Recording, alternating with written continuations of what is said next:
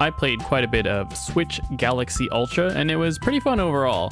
I unfortunately experienced quite a bit of motion sickness while playing, so I had to stop promptly, but what I did play was pretty enjoyable.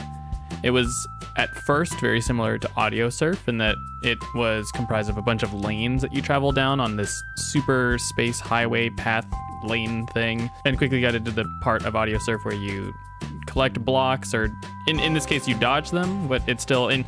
If you had a shield, then it was kind of similar in that you could walk through certain colored gates, and there was this whole color matching thing to the game that was pretty cool, pretty fun to interface with. I'm not really sure if there's any kind of considerations if you are colorblind in some way or have to worry about that in any capacity, but the colors were really bright and vibrant for what it's worth, so maybe it's all right.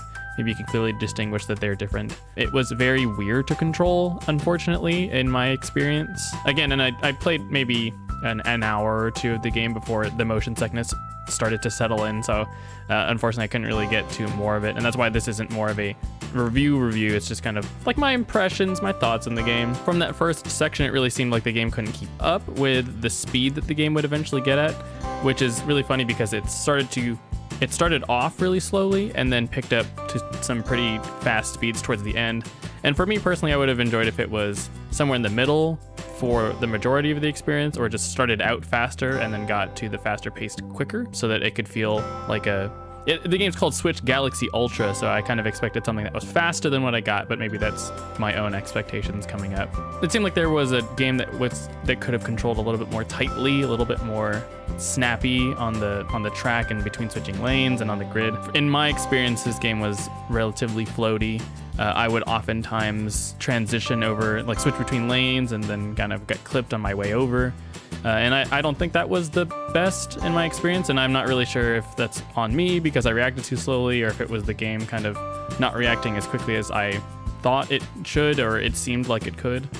And that's probably more stuff that would get ironed out with practice or with more experience with the game. One thing that did seem a little bit less than great from my experience with the game is that overlapping gates and just the way that the game is portrayed makes it so gates off in the distance are kind of hard to tell what they are. So if you have a series of red gates and it's hard to see past them, which is, I mean, they're gates, so maybe they're supposed to be hard to see past, but especially once you get to parts where the level curves and bends in a way where it bends so you go over the horizon, so to speak, to encounter a new track, you'll often just walk into gates that you didn't see coming, and there was really, like, the only way that you could have known that they were there was if you knew about it from the track ahead of time, which I think is kind of lame. I think a lot of this would be really interesting if it was mostly reactionary based, and that could be my own preference speaking, but it is really lame when that happens and you don't even see it coming really. It just hits you and that's it. When you start getting into areas where gates are much more dense, and even in just terms of width, then it becomes a little bit hard to decipher what your path is through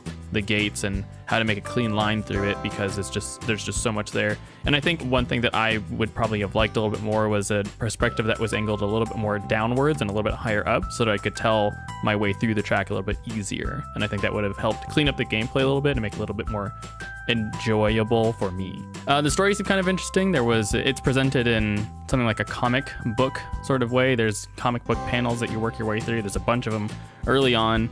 There's chapter headings that have a bunch of comic book pages. There's a lot of it. It starts out pretty heavily with a lot of the comic book stuff and a lot of the story stuff.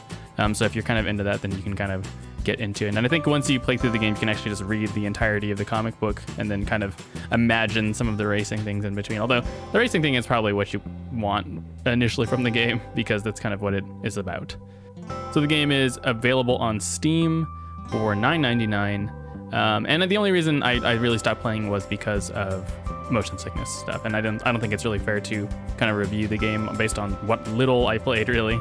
But it was rather enjoyable other than the motion sickness part. And I think if you are someone that has to consider motion sickness, I'm pretty okay in most games. I can probably count the amount of games that have given me motion sickness on one hand so far, but this happens to be one of them, unfortunately.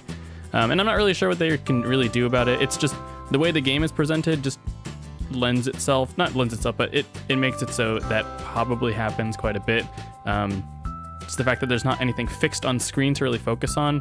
The ship moves a bunch and the lanes shift a bunch as you're going.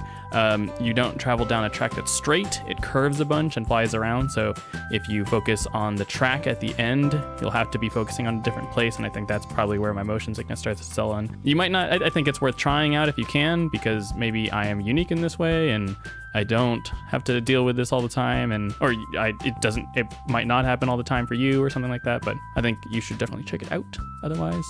It seemed cool. There seemed to be a lot of game there, and I just, motion sickness. So, cool stuff. We go home.